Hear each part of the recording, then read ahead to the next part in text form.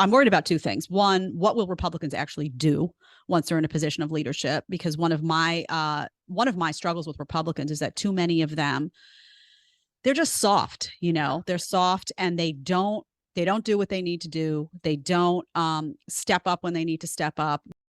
Well, yeah, it's hard to emphasize just how bad the GOP performance was for a midterm election. Was it 2014 or 2010 when the GOP got 65 seats during Obama's time? I mean, just an astounding, and he was a pretty popular president. And in a midterm, getting just dozens and dozens of net seats for the GOP, for the party out of power in that case. And then you're looking at, I don't know, pick up 10 seats or something here in this case. So yeah, pretty sad and pathetic, really, in terms of midterm performance goes, because you also had back in 1994 a 50-something seat swing. I mean, that's just expected, and the average is something like 28, and you're not even going to get up to the average on this one. So really quite interesting.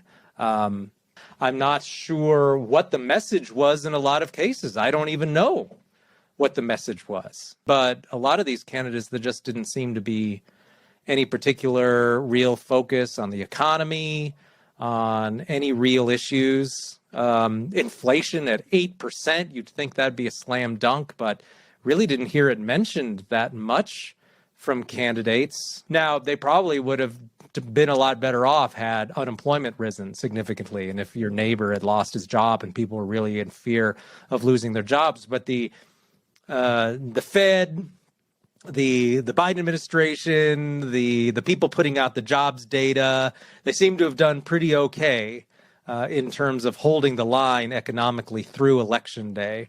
It's not surprising, shocking at all that this is when we get the news from Facebook that they'll be cutting 11,000 jobs today. And of course, the slicing and dicing of jobs will continue in Silicon Valley and in the tech sector. Bloodbath in Bitcoin. There's going to be some liquidity problems out there. There's going to be employment problems, but I don't think the voters really are realizing the state of the economy. And so I don't think that helped the GOP very much. Well, now this year, the Republicans have experienced the same thing. They went into the election with very high hopes, and those hopes have been disappointed. And again, I think this is a sign of entropy. It's a sign of just how philosophically and institutionally disorganized our politics is at the moment, that there's really no clear direction, no clear leadership. Donald Trump had a chance to provide that during 2016, then as president. Of course, there were a lot of missteps when he was president, a lot of bad appointments, people like John Bolton, for example, as national security advisor. And so as a result, people are not sure what to make of the Republican Party these days. Is it the old George W. Bush party? Is it the Mitt Romney party? Is it the party of Ron DeSantis or the party of Donald Trump? People are confused and they don't have a clear identity here. I think what many voters who are not already totally alienated from the Democrats and were not already supportive of the Republicans, what a lot of many voters who are still making up their minds or rather muddle-headed must have had to think about is, are the Republicans really offering a clear alternative to all of this? It's great that the Republicans are not endorsing this insanity, but how, for example, were Republicans going to fix something like inflation? Obviously, one of the top issues, maybe the most important issue on voters' minds. And Republicans were very good at saying inflation's a big problem. Inflation is something that the Democrats have inflicted upon us. But they were very bad about saying, okay, here's how we're going to get the Federal Reserve under control. Here's how we're going to get spending down. The Republicans really didn't want to make a clear case of their own. They instead wanted just a horror on the part of the American public towards the Democrats and towards Joe Biden to automatically elect the Republicans. So bad candidates were the problem. And that's all over Twitter. All the Twitter pundits are telling you now the candidates were subpar, and that was the problem. Candidate quality matters. Well, of course, strictly speaking, that is true. The quality of a candidate does matter, but at really how much does it matter? Well, let's see. Joe Biden got elected president 2 years ago from his basement. John Fetterman became a U.S. Senator last night. Does anyone think John Fetterman was a quality candidate? Is that why he won? Because they had quality candidates on the left? Did the voters of Pennsylvania really want a brain-damaged candidate who's never had a real job? Did they think he was more impressive than the guy who spent his career doing heart transplants? Probably not.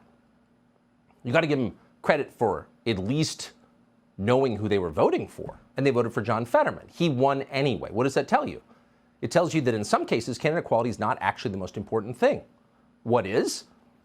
Well, the mechanics of an election. They matter. In fact, they matter sometimes more than any individual running in the election. The way people vote makes a big difference to the outcome. And so, by the way, there's access to channels of communication. Why does that matter? Well, because you can say whatever you want, but if no one hears you, you're not really speaking.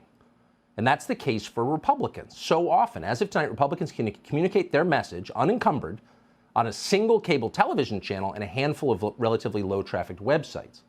That's it. The rest of the American media amounts to a gigantic filter designed to distort what Republicans are saying. It's a campaign apparatus, and only the Democrats have it. Now, you can whine about that. Ooh, the media are liberal. But it's not about liberal or conservative. It's about winning elections, and Democrats can win because they have that. So if Republicans want to win elections too, they might spend some money to fix that, to achieve parity.